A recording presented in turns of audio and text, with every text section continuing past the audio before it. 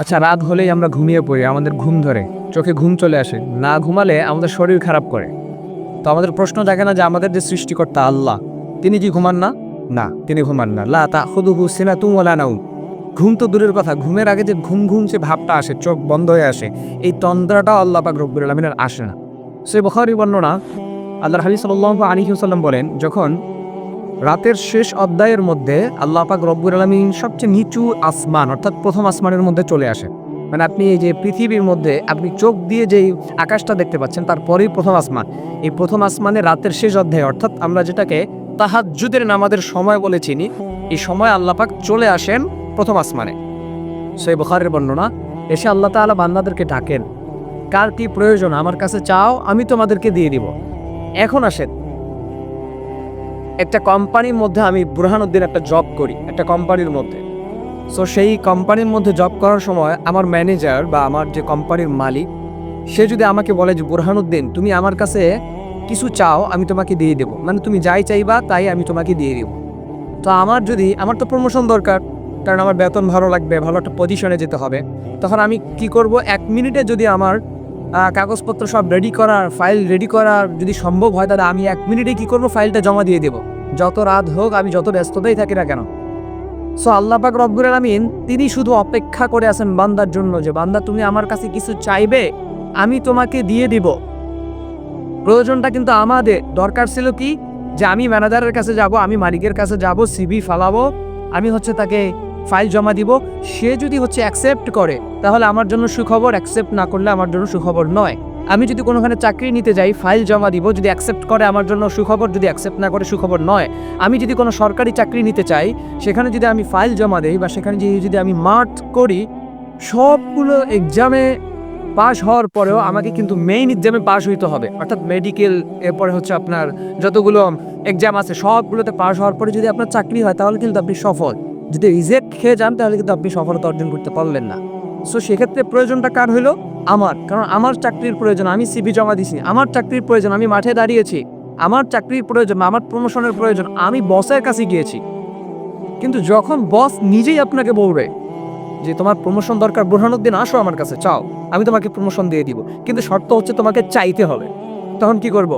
নিমিষেই আমি সিভি জমা দিতে চলে যাব, নিমিষেই আমার ফাইল তার কাছে জমা দিতে চলে যাব। স্যার আপনি একটা সিগনেচার করেন, এটা সিগনেচার আপনার দরকার। এখন আসি পয়েন্টে, গুনাহ তো জীবনে অনেক করে ফেলছি, এমন কোনো গুনাহ নাই যেটা আমাদের দ্বারা আমি মনে করি হয় নাই। আপনি মানুষ, মানে আপনি এমন কোনো গুনাহ নাই যেটা করেন নাই। সে এতগুলো গুনাহ করার পর আল্লাহ পাক নিজেই আপনাকে ডাকতেছে। দরকার কি ছিল যে আপনি যাবেন রবের কাছে, যে আল্লাহ আমি গুনাহ করে ফেলছি, আমাকে আপনি মাফ করেন। হারাম সম্পর্ক, সুদ, ঘুষ, জেনা, ব্যভিচার, সবগুলোর মধ্যে আমি লিপ্ত, আল্লাহ আপনি আমাকে মাফ করেন, এটা দরকার ছিল। কিন্তু না, বরঞ্চ ওই সময়ে যখন আপনি ঘুমাচ্ছেন, তখন আল্লাহ পাক অর্থাৎ মালিক, সৃষ্টিকর্তা, তিনি এসে আপনাকে বলছে, বান্দা তোমার ক্ষমা প্রয়োজন, আসো। আলামিন মুস্তাগফিরিন ফাগফিরালা, আমি তোমাকে ক্ষমা করব। আলামিন মুস্তারজিকিন ফারজুকালা, রিজিক প্রয়োজন, চাও।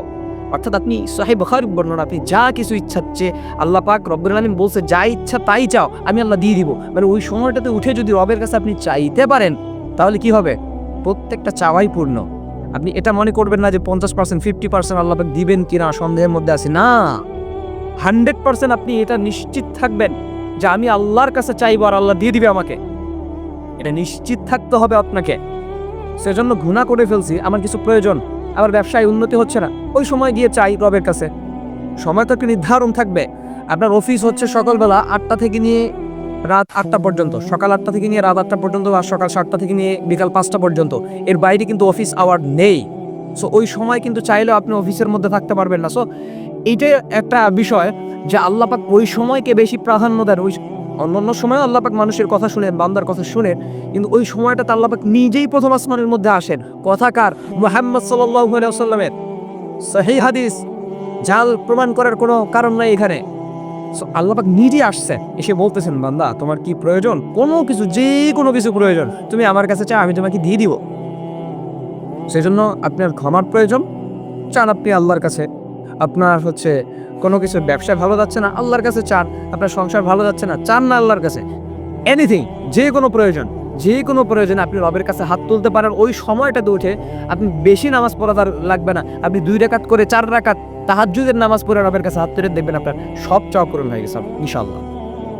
সেজন্য আমাদেরকে চাইতে হবে রবের কাছে। রব্বে কারীম আমাদের জন্য চলে আসেন প্রথম আসমানে, আর আমরা ওই সময় ঘুমাই। চিন্তা করা যায় ভাই, এতগুলো পাপের বোঝা মাথায় নিয়ে, এতগুলো পাপের বোঝা পিঠে নিয়ে কিভাবে আমরা ঘুমাই?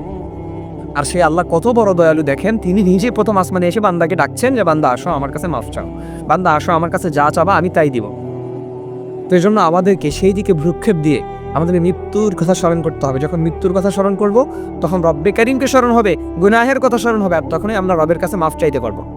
সেজন্য এখনো সময় আছে, আপনি প্রপারলি রবের দিকে ফিরেন এবং সব কিছু, সব পাপকে ক্যান্সেল করে আপনি আল্লাহর দিকে ফিরেন, একনিষ্ঠ হয়ে রবের দিকে, রবের ভালোবাসায় মগ্ন হন। ইনশাআল্লাহ আমাদের জন্যই সফলতা। আমরা সফলতা করে চিল্লাই, কিন্তু আমরা সফলতার দেখা পাই না। সফলতার দেখা আপনি তখন পাবেন যখন আপনি আল্লাহর হুকুম আহকাম অনুযায়ী, নবীর সুন্নাহ অনুযায়ী, আদর্শ অনুযায়ী জীবনকে পরিচালিত করতে পারবেন, তখন আপনি সফল হবেন।